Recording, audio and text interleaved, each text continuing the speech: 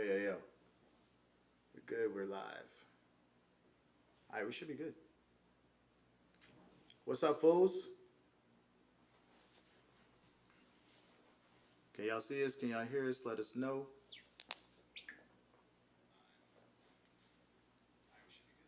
Much better. Yeah, we're good. What's up? We're still live. Power off. So we're gonna wait till a few people get in here, till a few more people get into the room, and then we'll be ready to go. How y'all doing today? How you doing? Good. What's up? Chilling. Got important things going on right now at the beginning of the stream. But yeah, we're gonna have a little conversation, just talk about current events, friendly chat, whatnot. Yeah, hit A lot us up. going on. A lot of stuff going on. Hit us up with concerns. Add to the conversation. Yeah, man, it's been rough. It's been different. So Pretty rough. Mostly, I guess first of all, if you know anybody that needs help or anything personally or anything, don't be afraid to shout them out in the comments. We'll be bringing that up over and over again, and hopefully I can bring up some donation links during this. But we're basically just having an open conversation, nothing serious. a lot going on, a lot of ignorance. I think that's seeing a lot of the people, unintentionally creating more problems by them, posting things about, yeah, there are a lot of white people that die by the hands of police officers, and we should be upset about that too. But it's disproportionate, to the amount that our minorities are enduring. And I think that's a lot of what's been forgotten is the size of the population compared to the amount of people that are being affected. And so yeah, just kind of shed some light on some of that stuff. And So you're just speaking on just the fact that a lot of people that are they're trying to, I guess, discredit people's outrage because of the fact that for some reason there is police brutality across the board. completely, this amount of outrage, I don't think anybody was prepared for, and it was coming at some point. I mean, it's inevitable that, if they don't fight back, if you don't fight back, if we don't start a conversation and a discussion about it, it's not going to get any better. And this is where it starts, just to bring awareness of why things are the way they are right now and how they got to this point. Yeah. Yeah, it's been a long time coming for sure. And the fact that anybody that's saying, first of all, you can't tell someone how to express emotion, how to, be angry. How to process that. Yeah, because you don't know what a person has been through. You don't know what, the amount of weight they have on them. And I'm not by any means justifying, random criminal activity. But at the same time, there are some things that, I've wanted to do. For a long time. You can ask anybody that I've held back on, and honestly, seeing people demand attention and demand answers is something that a lot of people have wanted and really have been not in a position to do. It's crazy when you see massive amounts of destruction, and you're wondering, and you don't wonder the cause of it. People just dismiss. They just think, oh well, they saw something on social media and they got mad and started tearing stuff down. It's like, no. There's been a lifetime. This shit's been going on for before I've been born, so I don't even know. Well, long before, and I think that's where, for number one, people forget the longevity of this. We're talking 400 plus years of this narrative going on, and we're not that far, 100 years removed from it, of when we should have been removed from it. It's still lingering. It's never been removed at all. at all. It was just changed. It was just disguised. I mean, shifted. so I think we've got enough people. We can really get into some of this now. When you talk about the amount of people, you know, being brutalized by police officers, the disproportionate part is people forget that this is our minority American citizens.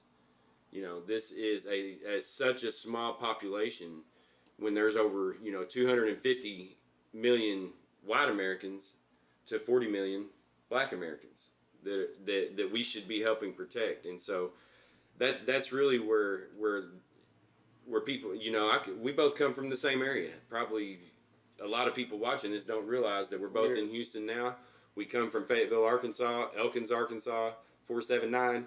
And, so it's 501, it's back in the day. the original, that's right. OG. We were there before it was the 479. OGs. But so the thing about it is most people in my community, me included, I don't think I was around one black person until I was probably 10 or 11, 12 maybe. The University of Arkansas had a sports camp, the NYSP. And just got lucky to be able to be around a more diverse group than where I grew up. Growing up in the country, 30 miles south of the nearest town, you don't get outside of your culture. You don't get outside of your community enough to experience different things. And so I think there were a lot of the confusion where people, all they see are Facebook posts of all this happening, but they've never even been outside their community enough to have a relationship, to have a different outlook on somebody else's culture. And that's the sad part for me. Yeah, and I feel like it's a double-edged sword too, though, because also because of the internet and because of social media, there's the kid that is being told by his parents, one thing, but then he can look online and see another, and be like, no, I have proof. These people are, despite what you teach me, I have proof that that's wrong. I feel like that's another thing that but it's up to us. And I think that's why it's so important. Like things like fact checking and stuff like that are actually important, and it shouldn't be left up to some young kid to be like, oh, I see something, I believe it. Now you should be, and I always say it's like when we had back in the day, we had to do like book reports. You had to always have like 3 sources or at least 3 sources. So like when you get some information, you should always look for more sources and very different sources. Yeah. And then inform your own opinion on that, after that. But the experience, the human experience that you talk about is the most important. Like, you can only sit and watch something on a screen for so much, but to be around another human being that is a different culture than you changes your perspective. There's, actually energies in the room, so to speak, just the demeanor of another person. Yep. The way they lay out their house, the way that the they different traditions, absolutely, everything. So it's real important that people go into other communities and travel, and get that experience and stuff like that. And a lot of Fayetteville and our upbringing was not about that. Me being on the flip side of it, you have a very small community, a small black community, and then there was a diverse community in Fayetteville because of the U of A, but it was all a transient community. Completely. So you have like I said, I grew up on campus. Like my neighborhood is literally leveled to the ground, and they built student housing on like my childhood. That's how close it was. Yeah, we were on campus. Corner of Duncan and Treadwell. Go there. Yeah. But so I saw all these international people because the Summit Terrace apartments were like a lot of international people there. Yeah. But there was no real community for them because you saw them for a few years and they're gone. Yeah. And then somebody else lived there. And then, it wasn't establishing, different things. So I'm fortunate that I got to travel to Houston when I was a kid. My mom moved here in '89, and then I got to travel to other places and see that, and you did the culture. And really motorcycles too was a lot of it. But you were in the mix.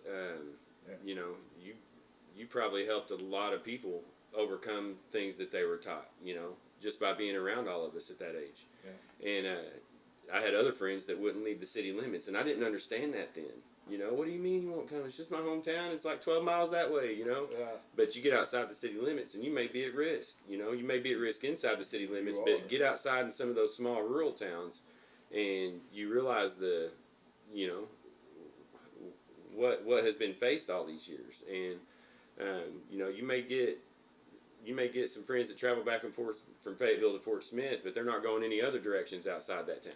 Yeah. And that's like that all over. That's not just our area. Yeah. And even like you were saying, you know, it was our black community was a small percentage of Fayetteville, but how long did whoever's in charge there, whoever lays out the cities, how long was it segregated into certain communities? You know, yeah. you had Rock Street and you had over on 6th Street, you know, Yeah. and Yeah. a few places in between, but for the most part, it was, you can look back and see the progression of how our black community has been treated. You know, they print money when they need it, but this is the resources that are given, which is barely any. You know, you can go to the inner city here inside the loop, and where are the resources? But yet we all keep pushing and pushing and pushing until it gets to the point of where it's at now. You know, it's mind-boggling that in this day and age, like you said, with the information that we have, that we still have some of white America that doesn't understand the outrage. And yeah, information doesn't lead to moral goodness. That's the thing I feel that I have had to learn, because a lot of times I feel like a lot of stuff would be fixed if this person was educated and to a point that is true. Like, you know, better education is going to, in my opinion, fix a lot of problems, but there's still morals, or there's still a willing or a need to hurt someone because they were taught that. That's the thing we have to cut out. It's like the cancer, you know. It's just that, you know, like you said, you know, growing up in Arkansas, having a bike, there wasn't a lot of black people that had motorcycles, at least that were my age. You know, like if I wanted to ride with somebody that was black, I had to go, you know, ride with the older cats. And you talk about going outside the city limits, motherfucking, I remember when cell phones came out, showing my age, it was the most fucking amazing thing ever, because of the fact that if I crashed out in the middle of, you know, out in the Ozarks, if I had a crash on my motorcycle, I did not have to call the police or the, you know, out there, or the ambulance. I didn't have to call 911 because they might not even come, you know. that was your last resort to call if you had to call them. It's like, that's No, not how it should be. Yeah, you know, I should want to call the police. I should want to call 911. But, you know, when you're outside, you know, this microcosm in Fayetteville, you have to watch your back. And cell phones were like a big deal, because it's like I could call someone that I knew I could trust, which, you know, is like kind of the opposite of what emergency services should be. Right. Yeah. Growing up there was wild, man. I talked so many different. And we know that this is everywhere. I mean, you know, Yeah. it's coming from a small rural town, and you know, I put a post on yesterday that it's all taught, you know, and you know, from the smallest jokes, you know, to the police brutality, everything in between is subtly thrown in there. You know, even just watching cartoons, you know, older cartoons, you go, wow, this is what we grew up on, and it's just supposed to be the normal. I mean, Tom and Jerry, you know, I think of their name, and it's like there's just such a narrative that's thrown in there that's subtly pushed and pushed and pushed. But the numbers on it, though, are what's staggering. You know, the numbers on the police brutality, and not only that, but the rate of incarceration. You know, it's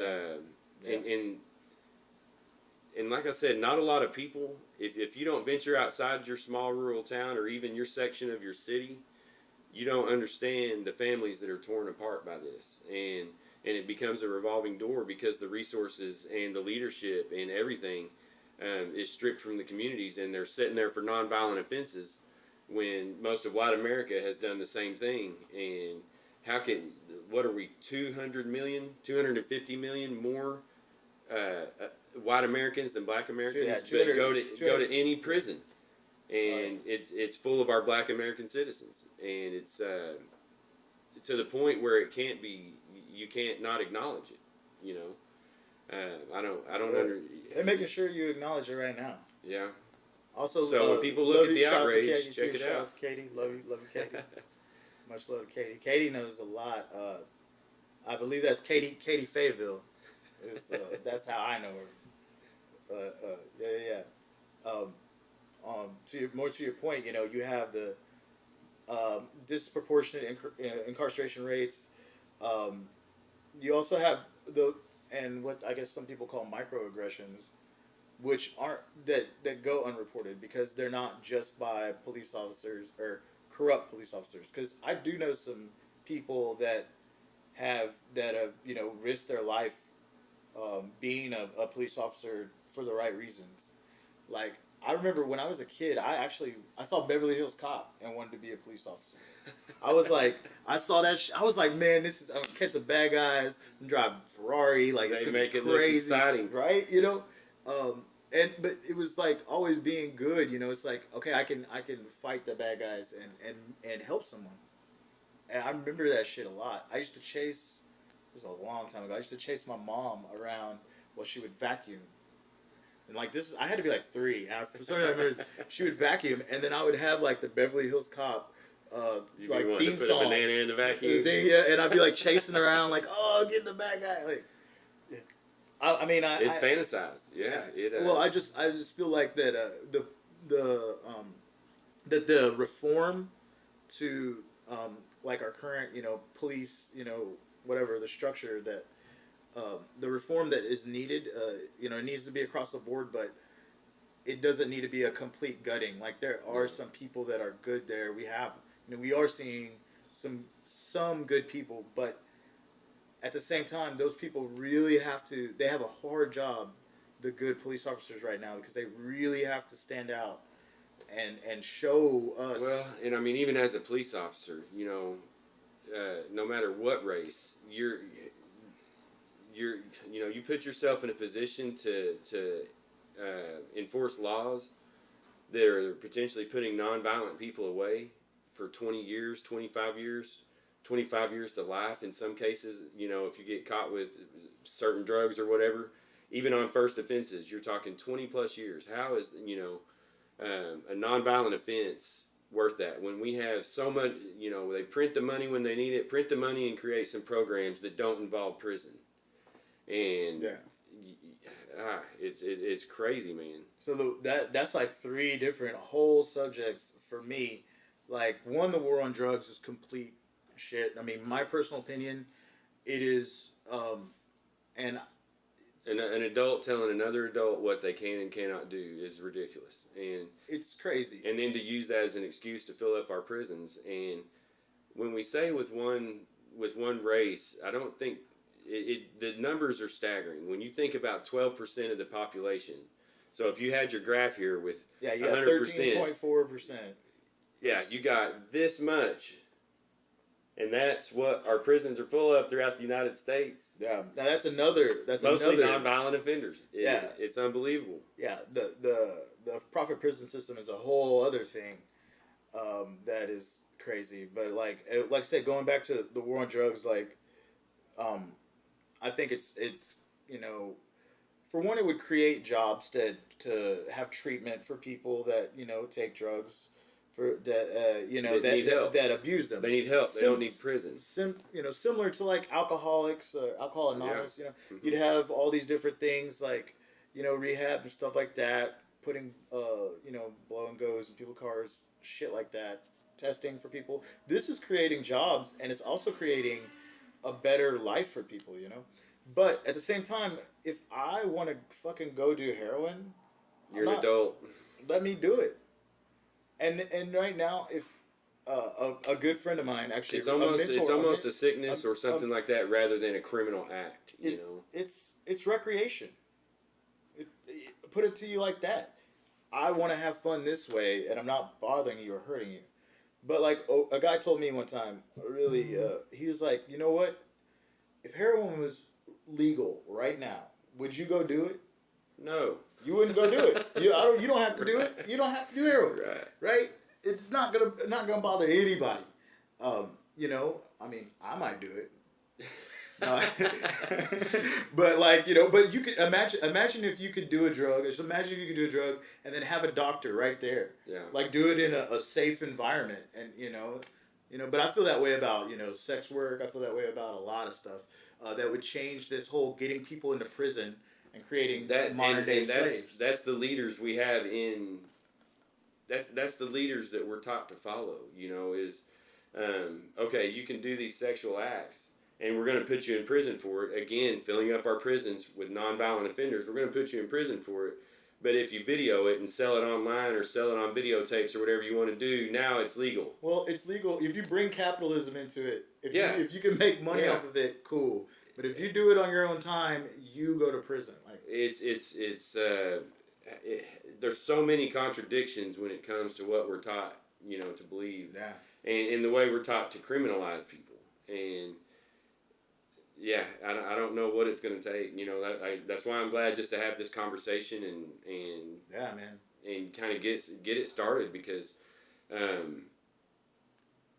there needs to be a voice. There needs to be all of us having a voice right now, and to stop the police brutality in general across the board. Yeah. But especially with our minorities, we have to stand up and help protect our American citizens.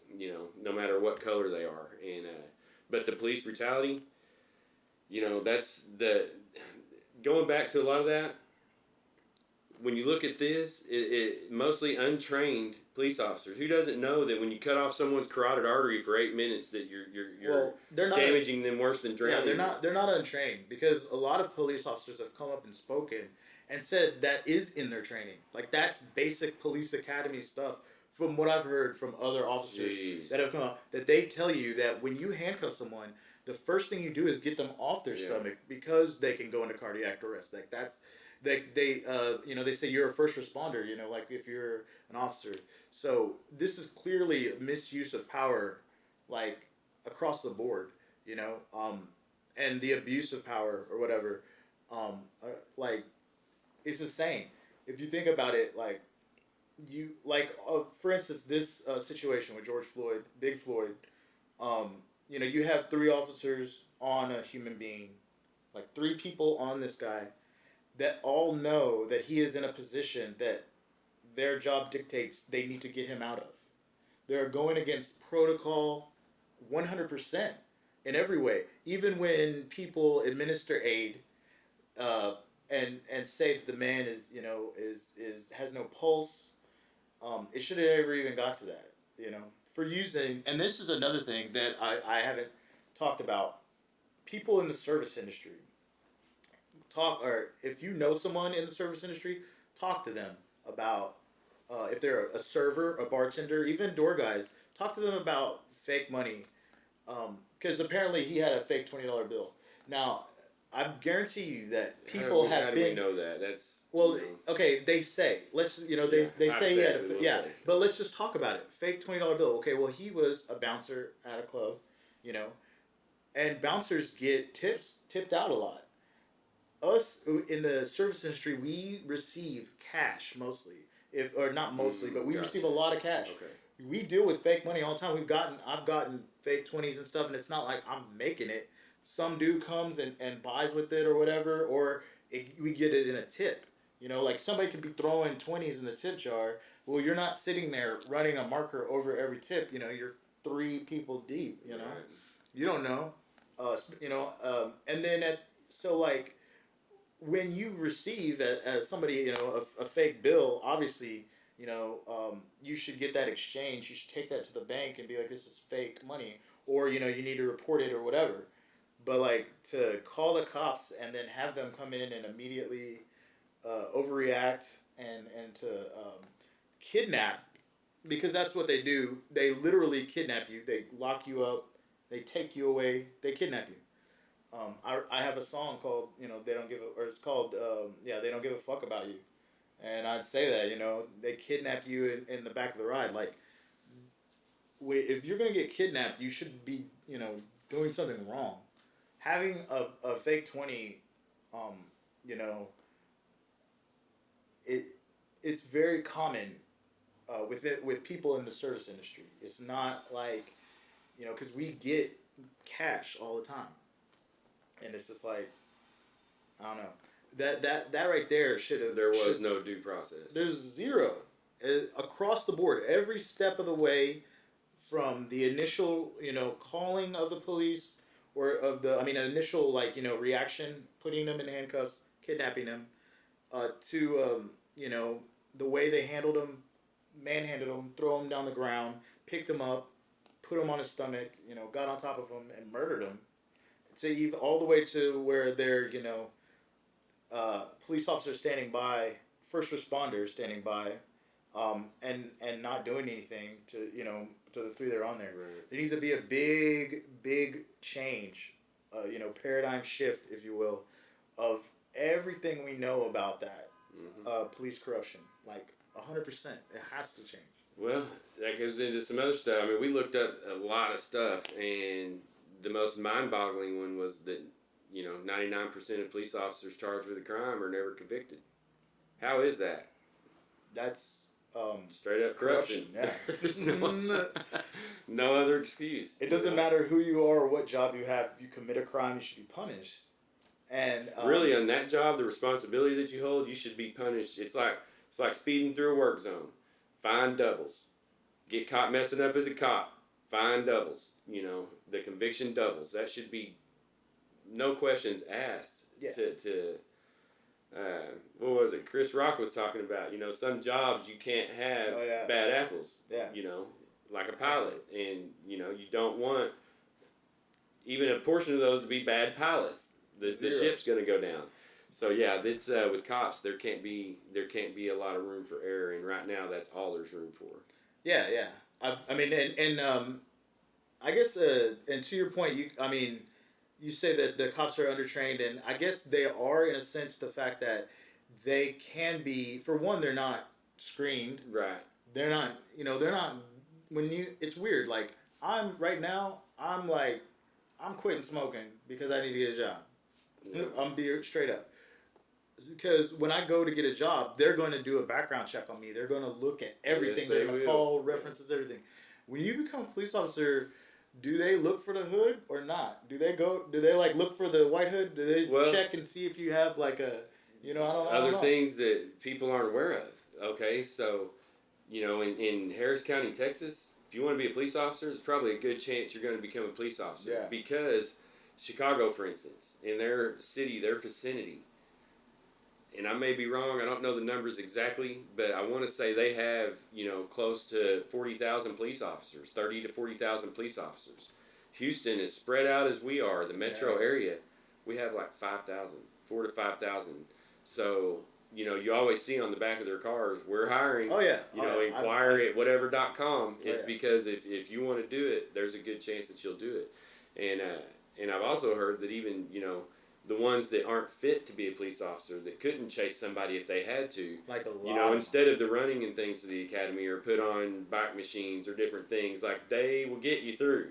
And so, but as a martial artist, you know, shout out to Davis Martial Arts, Humble, Texas, and they run discounts for all kinds of law enforcement and firefighters and first responders and things of that nature. But you really get to see that, okay, they're out there you know, to protect you, but they really, other than a couple of days of learning how to put their knee on people's necks or backs or twist their wrists, there's not a lot of training when it comes to how to deal with the person in a conflict situation. What do they think of? Boom. You know, it's like they're trained to draw, shoot, ask questions later if they're in threat, and then they find out later, oh, you had a cell phone. Yeah. There was no conflict resolution there. You went from 0 to 100 because you were untrained, you got scared, and this happened. And, so I just think there needs to be so much more protocol before people are given the power to even put handcuffs on somebody. And more geared towards actually protecting the citizens. If I'm doing 7 over and I'm not bothering anybody and I'm the only one on the highway, leave me alone. Legit. Leave our black Americans alone. Don't use that as an excuse to profile. And mine's more self-inflicted. I ride motorcycles and we get profiled constantly. It's the same. As far as if you're the one in the crowd, you're getting picked out. But to be raised and to have that fear, it's not right. And that's why I wanted to really come on and talk, man. I appreciate it. No, it's I feel like conversations are important. I do see a lot of social media, people saying like, well, my conversation or my opinion doesn't matter as much, and it's like everybody's vote counts. Everyone's vote counts. Like, voice your opinions. We need everyone to voice their opinions, because then we can actually like see where we have that common ground and open our minds up to other things. Like you talk about people going from 0 to 60 and how somebody's gonna grab a gun. Well, that's our culture. Think about this. When people think of home protection, they're like, okay, I have a gun. Like, if somebody comes, I will shoot and defend my family. That's fine. I don't have a problem with if somebody comes in your house and you're defending your family. But that's our mentality, is that I'm going to shoot that person. Our mentality is not fortify my house to where this motherfucker can't get in the first place. Right. That's not our mentality. We're not spending our money on security systems with lights and cameras and stuff. Yeah. We're just like, we're just going to kill them. Yeah. Like that. We jump to murder so quick, that 0 to 60. And that's another thing we're taught. We're just like, oh yeah, you just kill them and it's done. Like, but not like, hey, you know what? I'm not gonna have to kill somebody because my house, nobody can get in. My family's safe. We don't approach it that way. We think of it as, it's a total backwards kind of thing. Human life isn't valued. Exactly. Isn't valued what it used to be. It just. Nah. And I say what it used to be. Man, the elite have been doing this for years. It's never been. It's been the same. It's like I told some people that asked me, and I shout out to everybody that has like reached out to me. A lot of people have reached out to me personally and privately, but people ask, how you doing, during all this, and I'm like, this is how it's always been. This is the status quo. Like, how am I doing? It's like, it's crazy. It's a crazy question to ask right now because of the fact that, it's a valid question, but it just tells me that honestly, you either haven't been listening or you're just not getting it. But this is how it's always been. Like, people have been profiled and murdered my whole life, as long as I can remember. It's like you're born into that, and you're forced to deal with it. And not only that, but then you also have to deal with everyone else. Like, I have to deal with the fact that people have, are sensitive and have emotions, and something I might say might rattle them or whatever. But like, I have to deal with that. I have to deal with people with kid gloves, but then also have to deal with all this other shit all the time. And I deal with the public a lot, being in the service industry, being a bartender at, for professional sports, to live music venues, to all different types of places. I have to deal with all different types of people, and I got a lot of that. And I remember one of my bosses one time when I first started working at Smoking Barrel.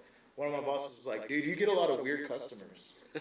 It's like, you always get the weird customers, And I'm thinking, like, you don't understand that they're racist. Like, you don't, like, but how would he, as a white person that grew up in a white place that didn't, never had experience. Not a lot of exposure. Yeah. Yeah, well, never. Like, and I say this, like, white people mostly experience, prejudice, but they can't really experience racism. There's not like a system built in place to oppress you because of being born. But there are prejudices that you deal with all the fucking time.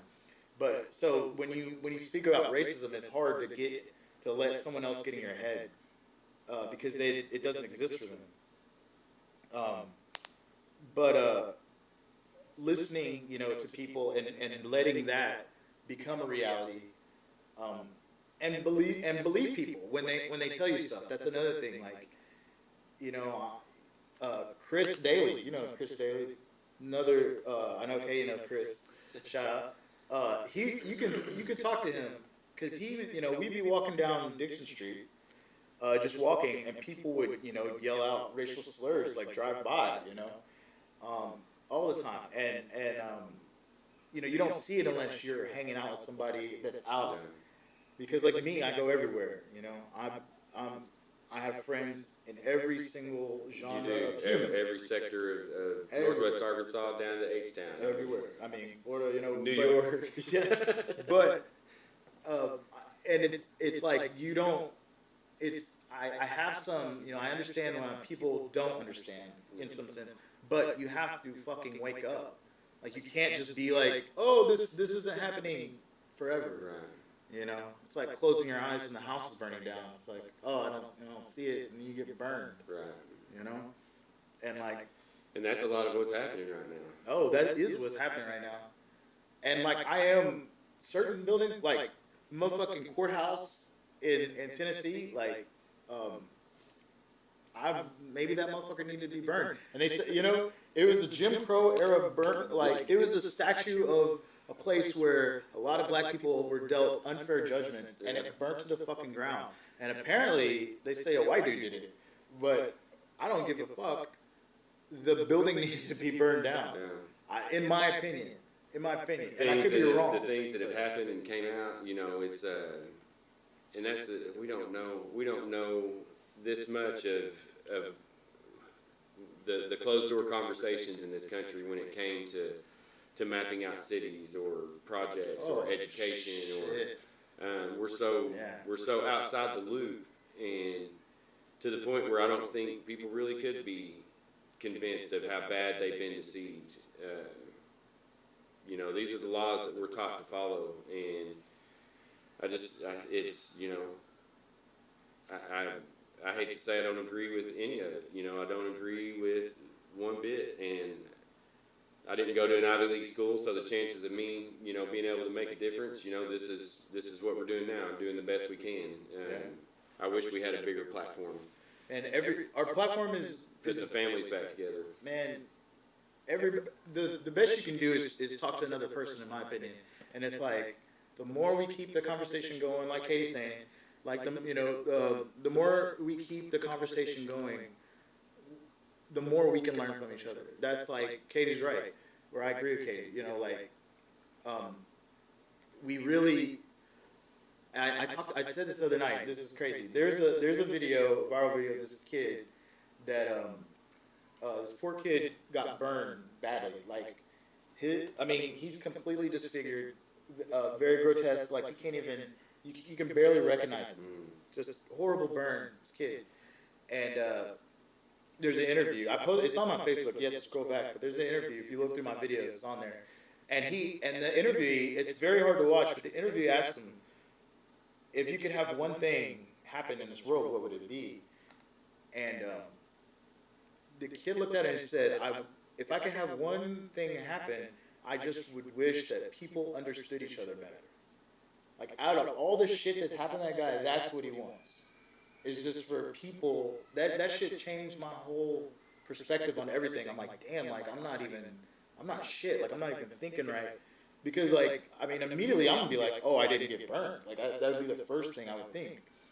But the fact that there was so much other hate and pain in his world, because he's, Mexican or whatever. He's, but that this kid wanted everyone just to understand, because that pain was greater than him being horribly disfigured in a fire.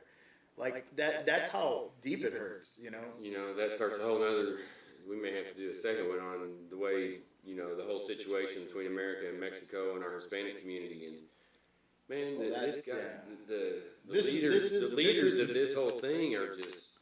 Yeah, this was Mexico. We stole a lot of that.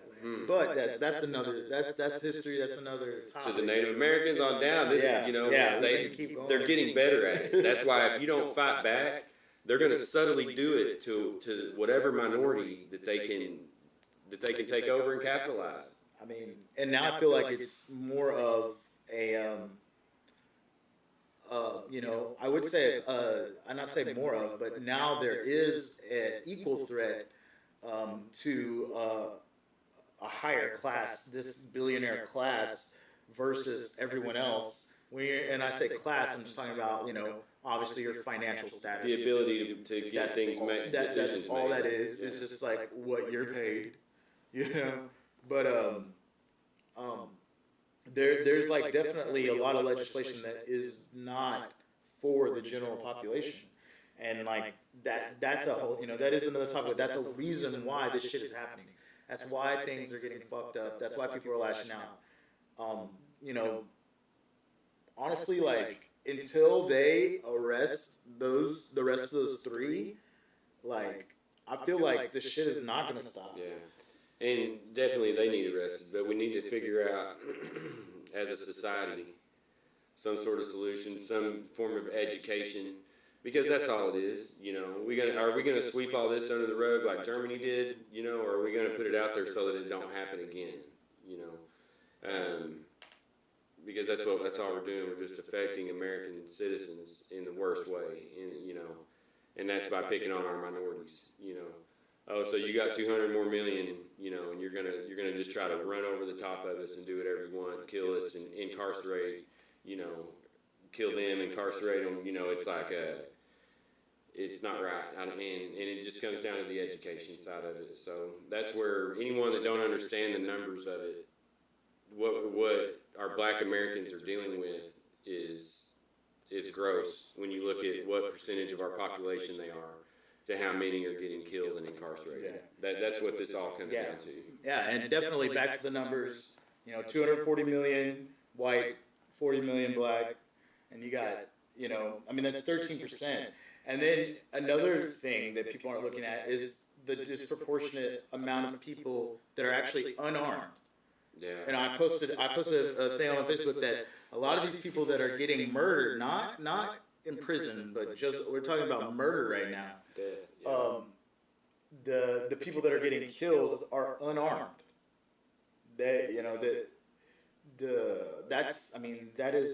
It's crazy. I feel like Master Killer from Wu-Tang Clan said, homicide. Okay, this is kind of like just talking about murder in general and how we normalize it. But like homicide is illegal and death is the penalty.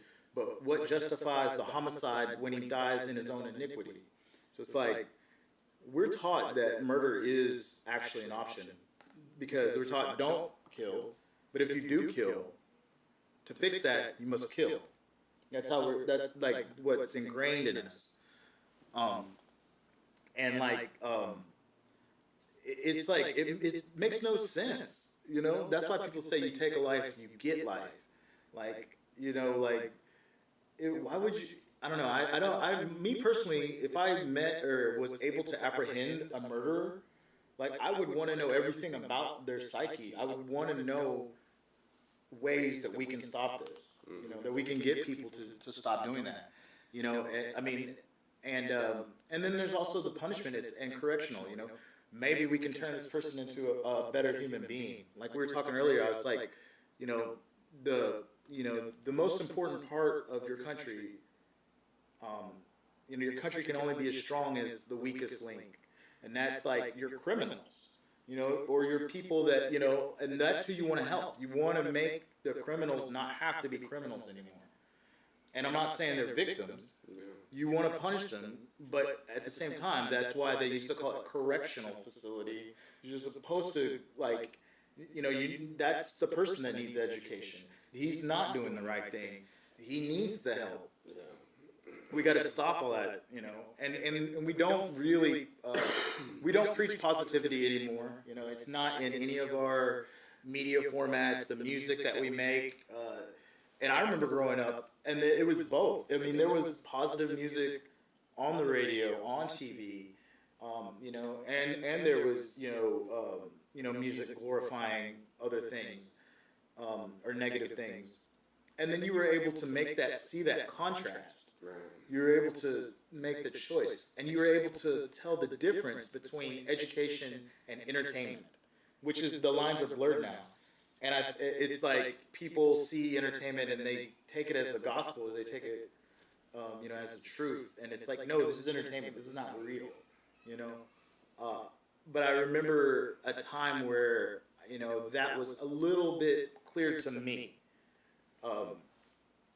But the way a lot of media is now is that we just, you know, and going back to that, we're just taking things, you know, immediate, like that instant gratification, because our attention span is so slow. It's like, I want to read a headline and get all the information, and then be done. You know, that's like when they tell you. Some people say write emails. You know, they'll say write as much as you can in the subject, like of the Because that's email. probably the only thing that's going to get seen. I mean, that's right there is what they're going to read, and so it's like if you get them right there, then the rest of the email can be read. But that's like the kind of mentality that we have with, you know, Shock value, Yeah. Sure it's, we stopped, and that's another thing. As far as entertainment goes, it all went downhill with we stopped watching entertainers. We were like, hey, you know what? We'll just throw some random people in a house and watch that, and that's going to be our show. You know, like instead of like, oh, we're going to write a script that's meaningful and get, you know, actors that are in this craft and then and display a thing. No, we're just going to watch these. We're just, you know, we don't have to pay actors and do all this. We just fucking flop a camera down, give them a narrative, let them go. and think about that. Even back in the beginnings of the reality TV, I remember it like yesterday, man. We watched it, you know, and what did they have? A house full. And I mean, Chappelle, everybody jokes around about it. You know, it's a house full of white people and one or two black people. Yeah. And then at some point through that, they throw in a race narrative. And yeah, it's. Dude, I'll never forget when Chappelle flipped that.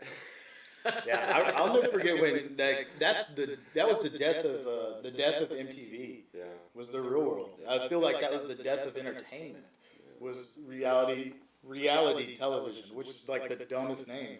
Well, when you understand how predictable people are, you know, Yeah. those producers and directors understand they can create whatever scene, whatever narrative they want, and get people to blindly follow it. Yeah. And to be honest, we're all, you know, all of us, as far as just normal Americans that watch TV or go to Yahoo for our news or whatever the case may be, we're all just as susceptible to that blind narrative being thrown on you. And that's, I don't remember the last time I sat down and watched a TV show because I don't want it. I don't want, if I watch something, I want to watch it because I've looked it up and searched it, you know, not because somebody put it in front of me. And, but yeah, man, the outrage now, definitely justified, and I'm just seeing too much stuff on my timeline of ignorance, you know, where it just people needed to understand, you know, how this got to this point, and it's because we've all been part of the problem and not educating our children and our communities and holding our police officers accountable and our government leaders accountable and all the above. Yeah. I don't even know how many more ways we could say it. But Yeah, our communities, our local communities, we don't hold them accountable. I know a lot of people in you know, in Fayetteville, they get mad at you know, Bikes, Blues, and Barbecue because they're like, oh, they allow people to fly Confederate flags at their booths, and you know that's not right. And I'm like, please, motherfucker, you allow people to fly Confederate flags all year round. All year round, you're gonna get mad and you're gonna try to be like, oh, Bikes, Blues, and Barbecue brought Confederate flags to Fayetteville, Right. Bruh, you allow that shit all day, all fucking day, every day, 365. you went to Fayetteville, there were flags on trucks. All you know, the time, I went bro. to Elkins and the Greenland games and the, you know, there, Dude. it's We even in junior high, I remember I didn't play a lot of football, but the games I did play, we played against Harrison, and it was like, dude, it was a crazy fight. Like people, every dog pile, and like all the jokes. I mean, all the stories are true. Like, you know, dirty, you know, poking and stuff, and you know, the noose on the sign when you drove into Harrison. You know, all that stuff is true. People forget about that, but like anybody that doesn't believe it can Google Harrison billboards. That's all you got to Google. It's going to pop up number one. drive to Harrison and see what's good. Yeah. But a lot of people also don't realize, they were like, oh, well, that, you know, that's Harrison, but it's not in Fayetteville. It's not in Springdale, you know, and I'm like, you kidding me? Sundowntown Springdale, you know, it's not, you know, there's no racism there, you know. Fayetteville, that was like, literally there's still plantation houses downtown, you know, erected. Yeah, completely. There's what is it, Ella's, where they had slave quarters down there. And, I mean, and, there's and, stuff when still you look stands. at it as it scatters out, like I said, that's our little small area. And when you think about every little small area, it's not everywhere is as diverse as Houston, and Yeah. it's a problem everywhere. Even in a diverse city like Houston, it's a problem. So what do we think is happening in our little small communities when Black American citizens have to travel state to state, or it's I can't imagine, and I've even been with friends where it's like, man, dude, we're passing the cop, or a cop's passing us. Don't look at him. Don't look at him. Don't look him in the eyes. And it's you realize that there is a fear there for a reason. It is real. Yeah. And It was actually, Texas was the first, and it's funny because people hate on Texas, and that's cool, whatever. But Texas was the first state that I went to where I got pulled over and did not get searched. That was the first time I ever got pulled over and I didn't get searched. Every single time in Arkansas and Florida, when I lived in Florida, 2 years, South Florida, I always got searched every single time, despite not having any kind of criminal activity on my record. there's no probable cause. No, like nothing. Never had nothing found on that stuff. Always got searched, for no reason. Get pulled over. I get pulled over my bike because they know who I am. Because I was one of the few people that owned. I only drove. I was one of the. You talk about all these kids with the scooters and shit in Fayetteville. Like I had a scooter. I rode a bike. I never had a car. Like everybody else got a car at 16. I had a motorcycle that I rode year round. And so people knew who I was. We all knew who you were way before you ever knew our clique. Yeah. That's another side that I don't know. Like, is that other people's perspective? 100%. Yeah. I year round rode. No, I mean, even people, like, very few people did that, like, all year round. And so I would get pulled over and fuck with, because just, they're bored and they see me, pull over, immediately, take your keys out, they make you throw your keys on the Treated ground. like you're dangerous. Immediately. Hand on gun, put your keys on the dashboard, like I'm going to run, in my truck. Like, oh yeah, I'm in my truck. Oh, you're gonna run on your bike. Put your keys on the ground. And then like when you get in the system, because like I've been in jail in Fayetteville, probably like 13 times. I probably have 13 to 14 mug shots. I have I'll show you the mug shot and during that time I don't even have a misdemeanor. Like city ordinance, I had failure to pay fines on a city ordinance, and which is crazy, and it goes back to our profit system. Yeah. It's like I was like living on my own, or living out of the house, broke, young, didn't have a lot, like 19, and I get arrested. I get $125 ticket that I only pay like $75 on, and then so I still owe them like $50. I don't make the payment on time, so I don't make the payment on time. So now you're in that revolving So door. then they issue a warrant. Now I owe them more money. Well, and that brings up a good point. And I haven't told this. It's been years, because I was telling some of my friends one time, talking about getting pulled over and everything, and it was like, man, I've been pulled over, and no kidding, at least 20, 25 times. We were all doing the same stuff, and every time, times I should have went to jail, and every time it's, well, have a good day, Mr. Wagner, slow it down, or get that fixed, or see you later, and it's like, I remember telling that one time, like, I've been pulled over a bunch, and I've never had anybody mess with me, and it was like the record stopped. Everybody was like, man, you don't understand like what we're talking about right now, and it hit me in that moment, like, ooh, people think, when you talk about white privilege, where's my white privilege? I haven't seen it. I haven't gotten a box with any in it, and it's like, yeah, you did, and little moments in your life, you really understand that holy smoke, this is, you're not pulled over and immediately looked at like, oh, this is a threat, this is a dangerous person. You know, it's there's a different level of energy going on there. It's but anyway, that put it in perspective for me. And 13 times, man. Like I said, we're from the same town, the same places. We're all doing the same thing, and mine is 0. And I understand why, you know. And I'm not pushing. I don't want to be putting shiny bracelets or anything. But I'm just saying that's the difference in black skin to white skin, especially in a small rural town in the South. Yeah. I remember being 16 and getting pulled over, and not knowing, and the cop made me not know anything. But a cop made me incriminate myself because I got pulled over. I had my little 250, and you know, he was like, "Oh," he said, "You running for me?" You know, and I'm like, "No, obviously not, because I pulled over." But you know, I didn't say that. Here, but right. you know, he's like, "You running for me?" You know, and I was scared. You know, 16. I was just like, you know, no, you know, and he's just like, "How fast were you going?" I was like, "I don't know, it's the speed limit."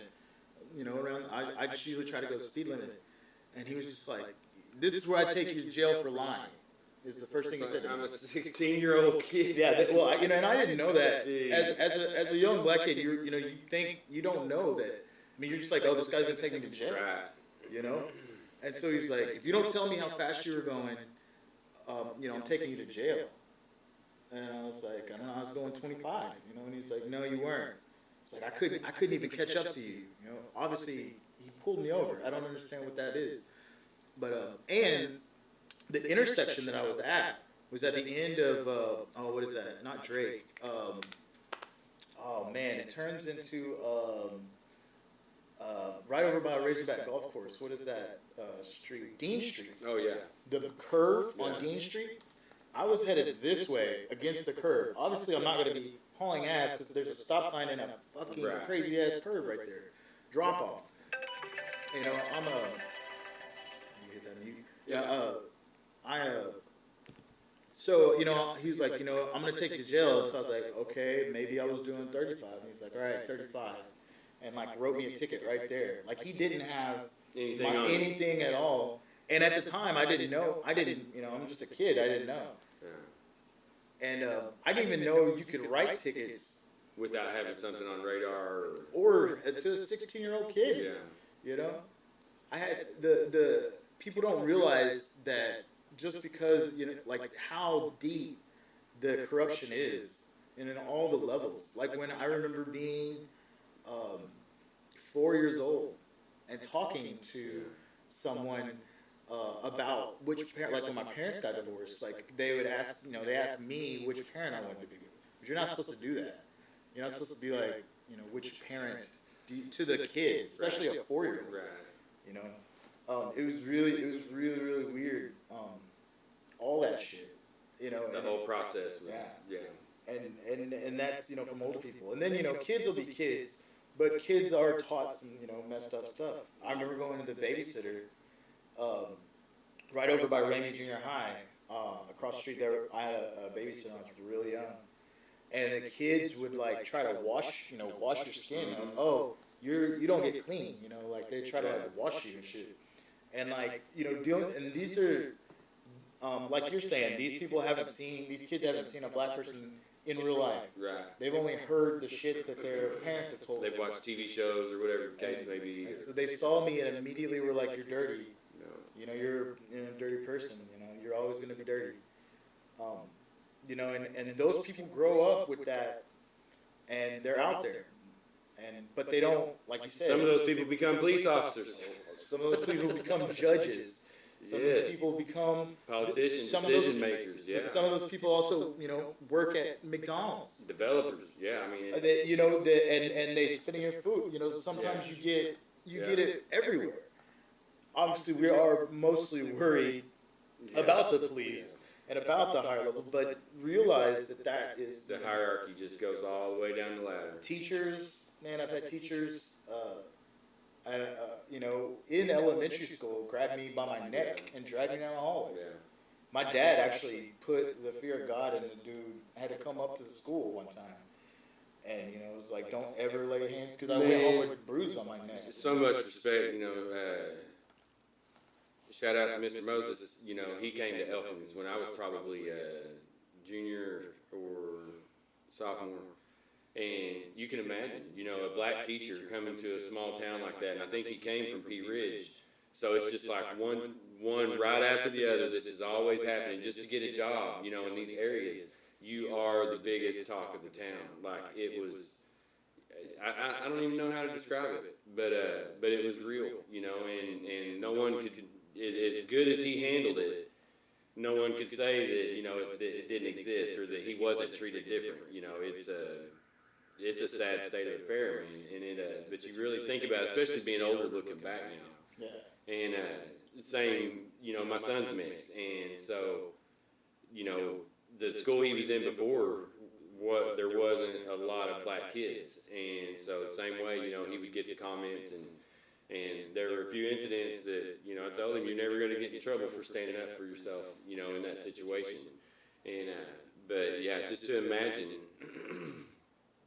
being the only person within 30 miles that is your race. I can't even imagine what he went through those times or through those job transitions, and it was always something. It was always some reason, where somebody would have something smart to say or something. I mean, it's never ending. Yeah. Yeah, it's always a thing. It's always there.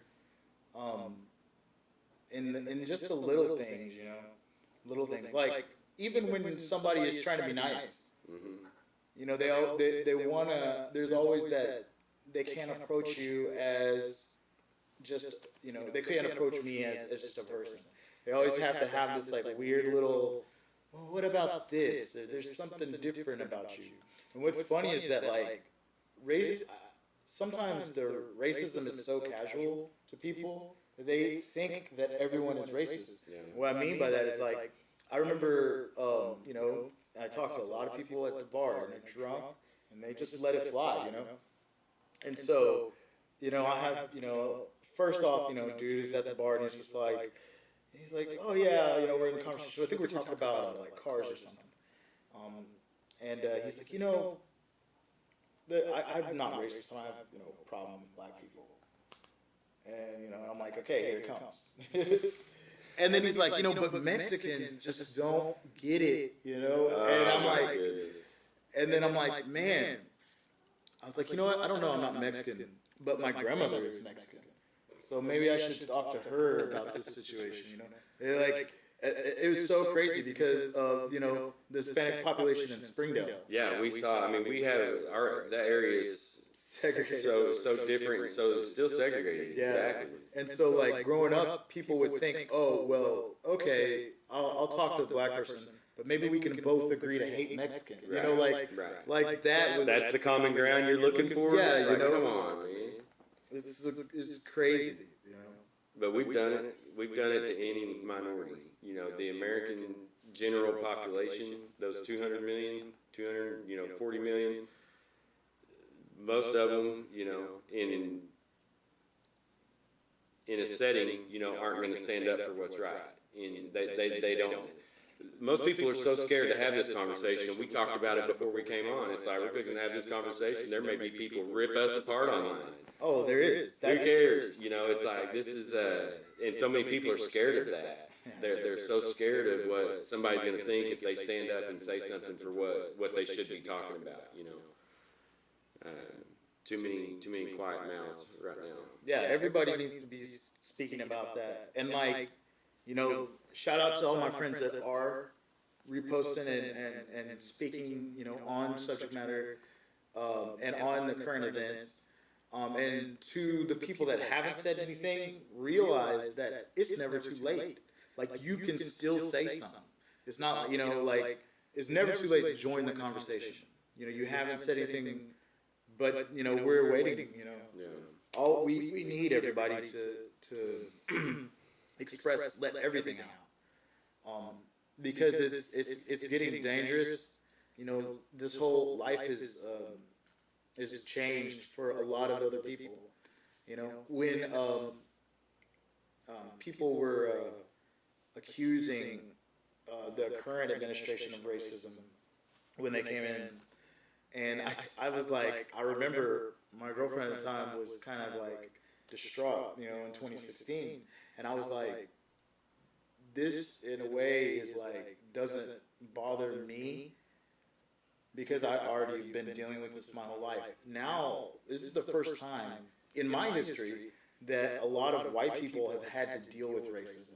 They had to look at racism and then be blamed of it. This is the first time that it's you know, leaked out, because I've dealt with that shit my whole life. I tell people, like, literally my entire life, it's always been, and not just, you know, racism and prejudice, you know, from all sides. Didn't start in 2016. This shit just not new. And it's not going to end when he leaves office. And we all have to speak up and do our part. American citizen is an American citizen, and when we all realize that, man, anybody too that's not that doesn't have a chance to get around other cultures, now they're missing out. Man, you know, there's nothing I love more than soaking up a new culture, seeing it's like I was raised like this. Like, how were you raised? You know? What? I had to do this, and then you hear they had to do that. You know, I love those conversations. I can sit at home and have a conversation with anybody about the way we grew up. You know, I you know, and not taking anything away from that. I just also love hearing other people's stories. I love it a lot. It's entertaining. He says, "Have you heard of Alpha Kinney body?" I have. I have to look it up. Yeah, check it out. Yeah, we'll check that out. Yeah, shout out Lisa Woods. Everybody for the Much comments. love.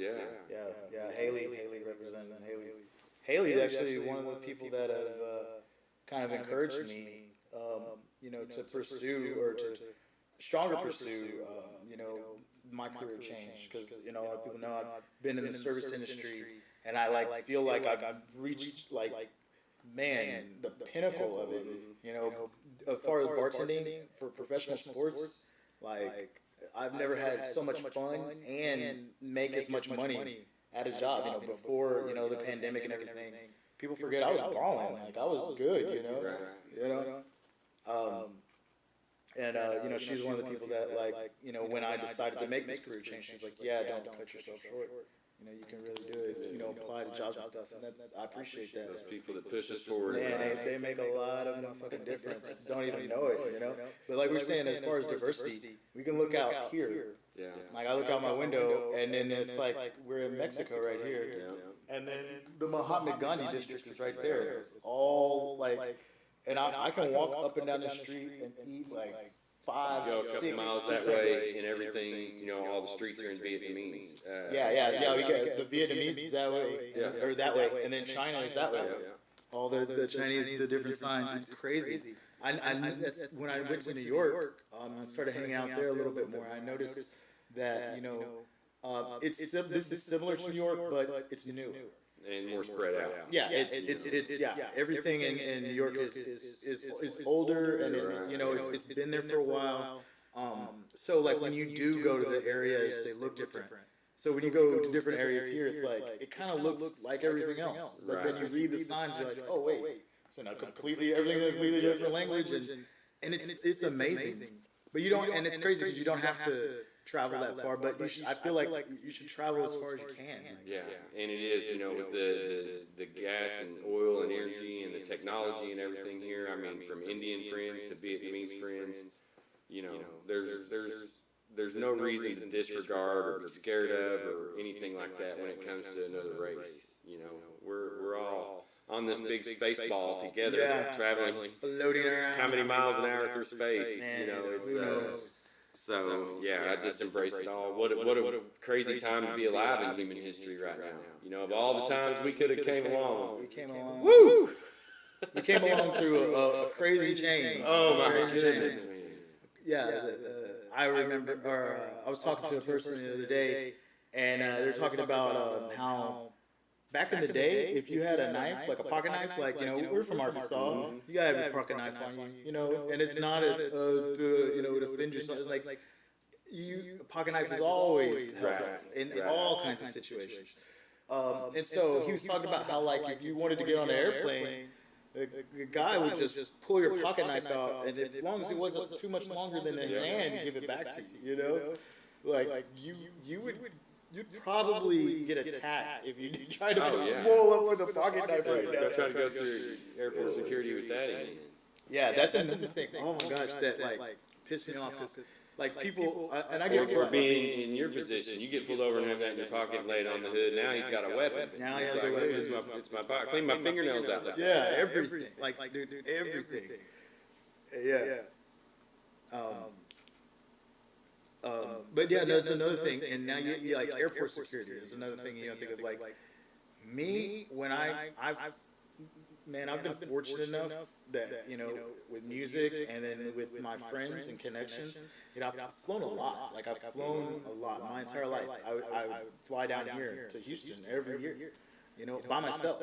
As a kid, I would get on, like, go through security, go through Dallas. Yeah, my wife, she was a kid. They put her and her cousin on a plane and flew them to Orlando to some other aunt and uncles there. Yeah. Nowadays, no. Yeah, I used to make connection flights, all that. But what I'm saying is, like, I've noticed different airports in different areas, and areas that are, you know, less diverse, I always get random selected. And you can ask someone like Feel it coming. the one-ups and stuff, like, when we travel, like, they're like, dude, why does it, like, I always get in XNA. XNA, man, oh my gosh. I had a lady one time, I had a lighter in my backpack, and I forgot, you know, it was in there. And I'm at XNA, and you know, throwing it back in, and the lighter goes through, and it's, you couldn't carry lighters at the time. And she like grabbed the lighter and looked at me and goes, "What is this?" And I was just like, "You don't know what a lighter is? Like, what is it like?" It lets gas out the top. It can Like, bust into a flame. There's a flint, you hit it, like, You light cigarettes. you don't know what a can, lighter is? You can burn yarn. You know your thread on your shirt if you Yeah, need to. it's like, yeah. Oh, my shoelace is fraying. Right. You're like, fix Many uses. yeah, smoke, you know, whatever. And she, but yeah, she was like she was this big tough investigator. Now all of a sudden, like, oh, what is this? Like like she found like a bomb on me or something. Like, I'm like, oh, it was lighter I left in my backpack. You know, you throw it away. I don't need it. I can get a lighter everywhere. You know, but little things like that, you know, always. So I've had to learn to dress. Like I will put, when I go fly out of XNA, I will wear the lightest clothing, like, you know, just like a little light t-shirt and gym shorts and sandals. So I have nothing, don't even have socks. You already know you're getting searched. It's like, Well, I mean, that's the, I'm like, I can't possibly have anything on me. And I go through security that way. And you know, I bet you're speaking for millions right now. Exactly. They live their lives this way. And then when I go through security, change into my clothes that I need to wear. You know, like it's like stupid. Like it's like I shouldn't have to do that. You know, it's like you have all this equipment, and you know me. And then I'm also another thing. It's like I have my passport, and I have my I had gotten my global, you know, my global check done. It's like I have my background check done. I shouldn't even need any of this stuff. Like, what is going on? But yeah, it's, but then I go to you know, when I go to Atlanta, give a fuck. Yeah. Or when I go fly through Houston, or I never. You don't deal with the same type of things. None of that stuff. They're like, get on the damn plane, get the fuck out of here. Pre-check means pre-check. Yeah, your pre-check means pre-check. Like, we scanned your bag. Right. You walk through a scanner. Get out of here. You know, it's like, what the fuck? Little things like that, and all this shit is building up and building up. And you have to, you don't have to, that's the thing. I've been taught, and a lot of people have been taught that we are supposed to just figure a way to live with it. Because it's easier. It's like accepting a disease. You know, Yeah. it's like, just get used to living your life this way, even though you have the same rights that everybody else has. Yeah, it's just like, nope, you, and so like, and it's weird is when, you know, when I moved here, I tell people it's like, it's just the easiest it's been to be a black person in my life, to be black, living in Texas. Like, you know, Florida was, you know, similar to Arkansas, living there and being black, and like, but I've never had it this, you know, to where it was just easy to exist and not have to. Not saying that there's no racism here. I'm not saying that. Well, I mean, that's, you know, we know we have a big population, so hopefully stay off their radar. But, you know, California, Texas, and Florida have the, you know, we're among some of the highest, unfortunately, with police brutality and things. It's, Well, they're recorded, and that's another thing. Is like, you don't in the smaller areas, man. They don't report that shit. right.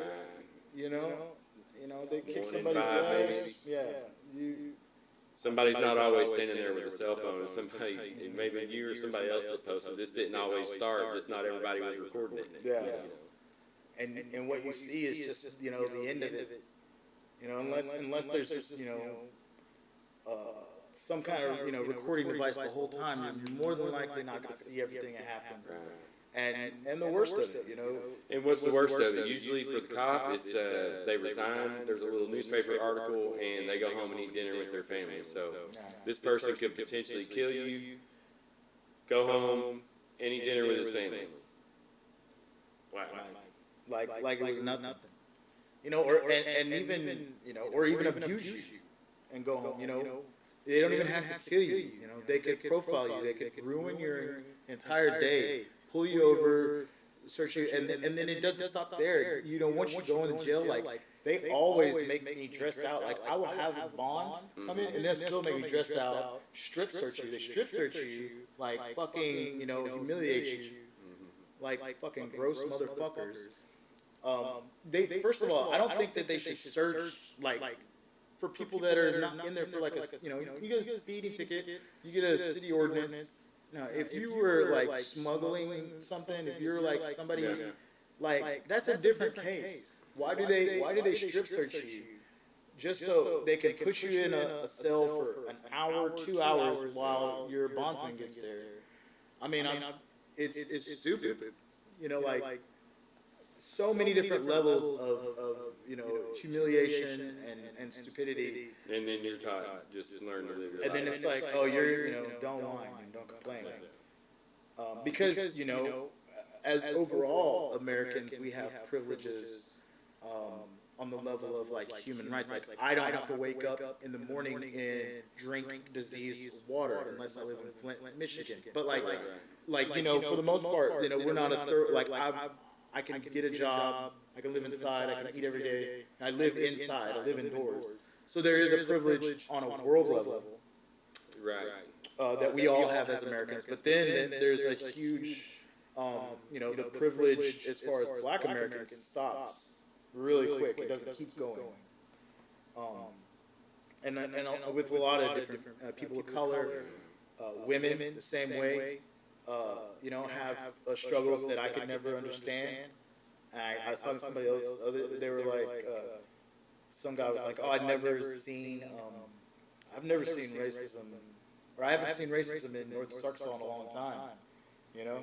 And somebody had posted that, and so one of my friends was like, hey, Robert, you can come back to Fayetteville now, racism is gone, you know?